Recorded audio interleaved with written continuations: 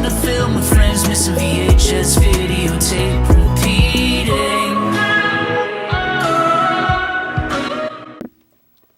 Welcome back, Creeps and Peeps fam and crew. Today we're looking at the Blair Witch Project.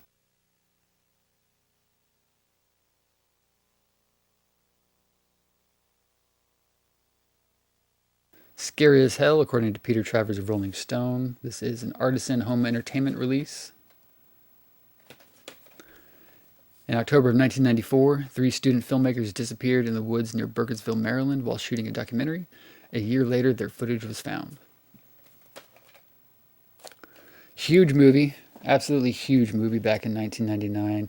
All that early spring into summer of 99 was just nothing but people talking about this movie coming out, all the behind the scenes stuff, the trickery of how it was actually real but it wasn't really real, etc., etc. Genuinely frightening. John Anderson of Newsday, I think it says. Can't really read it, it's so tiny. You know, it's funny, if you go back and watch some of my videos from years ago, when I'm trying to read some of this stuff, I'm like, oh, the font's too small, I can't read it. It's because my eyesight was going bad. I didn't know it. So I wear glasses when I read now. But this tiny, thin-ass red lettering on black does not make it easier. Now prepare for a motion picture experience unlike anything you've ever seen, heard, or feared before. Acclaimed by Entertainment Weekly, does that still exist?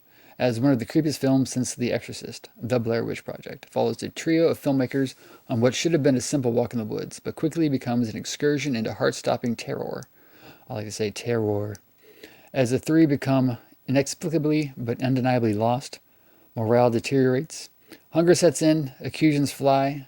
By night, unseen evil stirs beyond the campfire's light. Poetic. By day, chilling ritualistic figures are discovered nearby.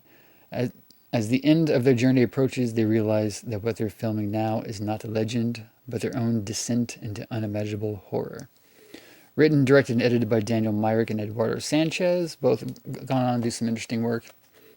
I actually just read the thing the other day that the 3 actors in this, Heather, Josh, and Mike, I guess sued the makers, the producers of Blair Witch 2 because their likenesses and everything were used in this movie without their consent. And they got a payday of $300,000 each, which is probably a lot more than they made for this movie. Now, I'm a huge fan, was a huge fan, am a huge fan of this movie. 99 to 2000, I just love this movie. So I think I like the idea of this movie more than the movie itself, although I still like the movie, if that makes sense. When I started working in the theater business in February of 98, I'm not sure exactly when it was into that cycle, but I remember going into a screening of Jet Li's The Black Mask, and the trailer package was Stigmata, End of Days, The Sixth Sense, and The Blair Witch Project. So I used to go in there every time the movie started, and I'd watch the trailer package just to catch the trailer to Blair Witch Project because I thought it was so simple and so clever, and it left more to your imagination. When you watch the movie, a lot of it is your own imagination, seeing things that aren't actually there. The idea is cool. The execution of it is cool. I mean, people still think that there's they stole a little bit from Last Broadcast, which I'm staring at 2 different VHS copies of it right now. But really, the idea, in a sense, is actually kind of taken from Cannibal Holocaust. Because even the opening title card with this information on it is almost directly lifted from Cannibal Holocaust. And if I can, I'll throw up an image of that somewhere. Yeah. But big fan of this movie. It's been a while since I've watched it. Of course, there was a sequel, which we talked about, which was wildly different than this one. But you have to understand Joe Berlinger's thinking behind this movie as to why he went the way he went. And then, of course, in 2016, there was Blair Witch, which was a new version that they made in secret, but I don't remember anything about that, even though I watched it.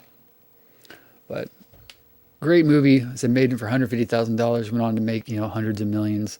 I think it's a staple in the horror genre as far as that walking that bridge from, indie low budget digital / film, because some of this was, VHS tapes and also 16 millimeter, and then going into the world of, this kind of started the resurgence of that really low budget, concise indie thing that we see more of now. But Fantastic movie. I still love every once in a while like these actors and actresses will pop up in things, and I'll be like, "Oh crap, that's Heather from this and that." And she's on an episode of It's Always Sunny. But yeah, let me know your thoughts on Blair Witch Project. What are your thoughts on the sequel? Although you can save that comment for when we do a video about the sequel. But Blair Witch Project, 1999, fantastic movie. I will see you in the next one. So add on. After recording the first part of this, I popped this in to record the previews and all that kind of stuff and the title card off of it for use in this video and for my other channels. And then I went to my digital copy I have on Plex of Cannibal Holocaust because I was going to copy it over and take off the beginning title credit that I was talking about before. That was, in 1979, blah, blah, blah, blah, blah, that was similar to this. And it wasn't there. I was like, what? Why is it not there? So then I got on YouTube, I looked at Cannibal Holocaust opening credits, and it just starts with the flyover and the music and all that. I was like, where is this title card? Where am I thinking of this thing? So I'm like searching up Blair Witch Project, Cannibal Holocaust title cards, similar matching title cards, etc. And there's obviously a lot of videos and a lot of articles talking about the correlation between Blair Witch Project and Cannibal Holocaust, both being found footage movies and all that. Very similar in certain regards. Although this is just totally found footage, the other one's like movie with sort of found footage in it. And I could not for the life of me find where I saw that thing that was similar to that opening tagline. So I even messaged my friend Jonathan. I was like, why am I remembering a black and white opening title card to Cannibal Holocaust that Blair Witch ripped off? Because I remember seeing it at some point and thinking, oh, that's where Blair Witch got that from.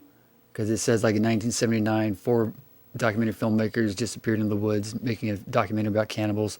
6 months later, their footage was found, which is exactly sort of what this is, right? I was like, what the hell? I was like, am I just remembering it?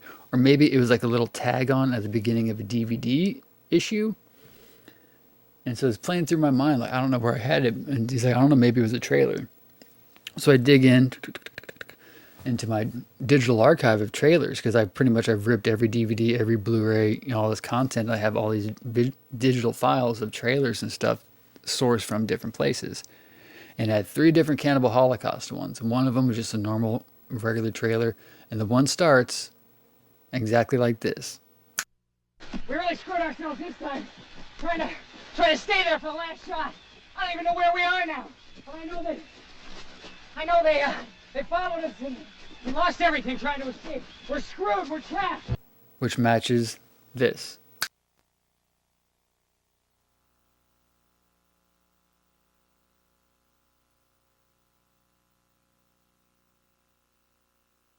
So looking back at it now, it seems to me that I remember just whenever I saw it thinking it was the beginning of the movie of Cannibal Holocaust, Blair Witch stole it.